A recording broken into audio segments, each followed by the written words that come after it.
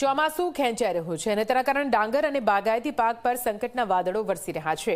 સુરતના ખેડૂત આગેવાન જયેશ પટેલે આ મામલે ચિંતા વ્યક્ત કરી છે। વરસાદ ખેંચાતા 80,000 એકર ડાંગરના પાક જોખમમાં છે।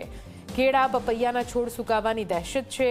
ઘાસચારાની અછતથી દૂધ ઉત્પાદન પર પણ અસરની શક્યતા છે।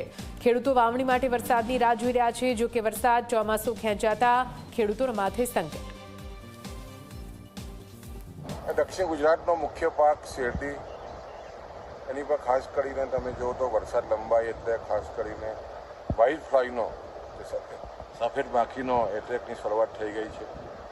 સાથે સાથે દક્ષિણ ગુજરાતમાં જે આદિવાસી વિસ્તારના જે તાલુકાઓ છે એમાં ખાસ કરીને વરસાદ આડે ડાંગરનો મોટો વિશેષ પાક થતો હોય છે ડાંગ સુધી।